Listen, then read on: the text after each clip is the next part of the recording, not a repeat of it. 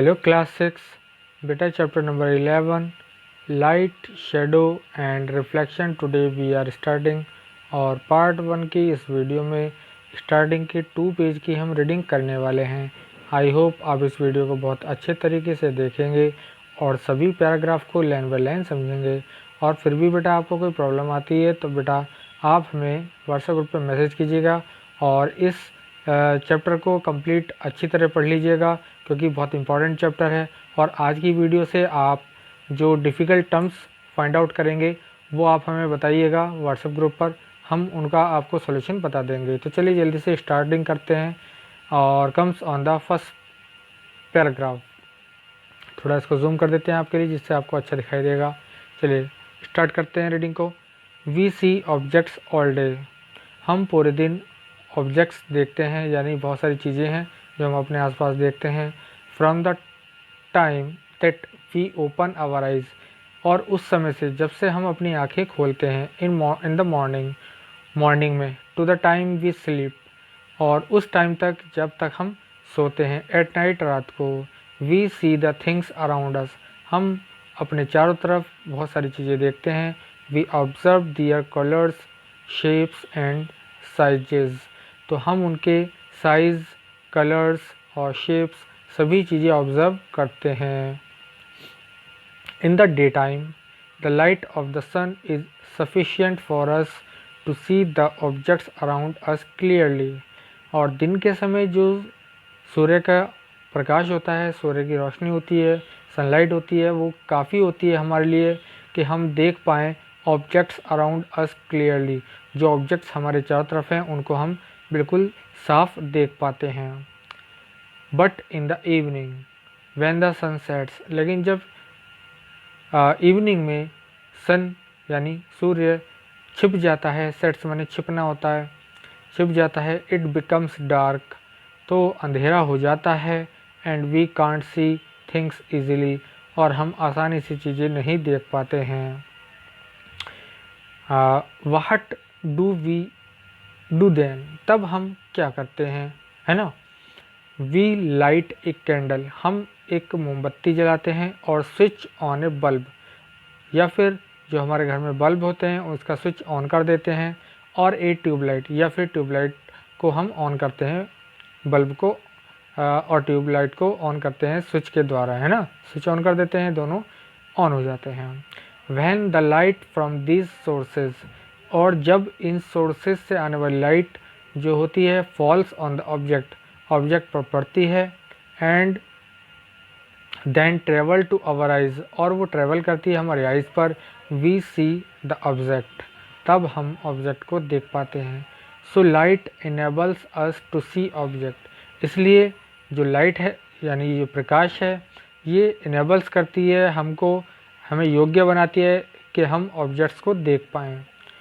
We can therefore say that, इसलिए हम ये कह सकते हैं light is a form of invisible energy, कि लाइट जो है एक तरह की इनविजिबल एनर्जी है, which gives us the sensation of sight, जो हमें देखने का अनुभव कराती है।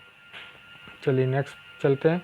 नेक्स्ट है हमारा सोर्सेज ऑफ लाइट। लाइट के कौन कौन से सोर्स होते हैं, चलिए इनके बारे में पढ़ते हैं।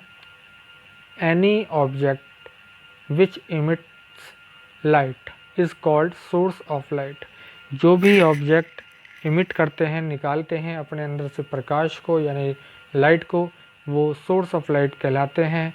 The source of light can be grouped under 2 categories, और हम जो ये लाइट के सोर्सेज होते हैं इनको 2 कैटेगरी में डिवाइड कर सकते हैं। नंबर फर्स्ट है नेचुरल सोर्स ऑफ लाइट, यानी जो प्राकृतिक सोर्स हैं जो नेचर से हमें मिले हैं, ऐसे भी जो सोर्स हैं लाइट के वो कौन कौन से हैं देखते हैं। Those sources of light which occur in nature are called natural source of light, वो सोर्स जो नेचर में हैं, पहले से ही विद्यमान हैं, वो नेचुरल सोर्सेज ऑफ लाइट कहलाते हैं। जैसे सन, स्टार्स, ये नेचुरल सोर्सेज हैं लाइट के। तो यहाँ पर आपको बाय पिक्चर भी बताया गया है, ठीक है। यहाँ सन है, स्टार है, ठीक है, और यहाँ पर लिखा हुआ है beside the sun and the stars some living creatures like glowworm और फायरफ्लाई कॉल्ड जुगनू आर आल्सो इमिट लाइट। तो ये जो हमारे सन और स्टार्स हैं, इनके अलावा कुछ लिविंग क्रीचर्स भी हैं, जैसे ग्लोववर्म है और फायरफ्लाई जिसको आप जुगनू बोलते हैं, वो भी अपने अंदर से लाइट निकालते हैं, उनके अंदर से लाइट निकलती है। ठीक है, इस तरह से यहाँ पर आपको कुछ एक फ़िश का नाम बताया है, लेंटर्न फिश होती है, found in the deep sea, और गहरे समुद्र में ये पाई जाती है। Give out light from their body, अपनी जो बॉडी है उससे वो लाइट को इमिट करती है। ठीक है, आप यहाँ पर पिक्चर देख रहे हैं उसकी। सेकंड हमारा जो सोर्स ऑफ लाइट होते हैं वो है मैन मेड और आर्टिफिशियल सोर्स ऑफ लाइट। ये कौन से होते हैं, चलिए इनके बारे में पढ़ते हैं।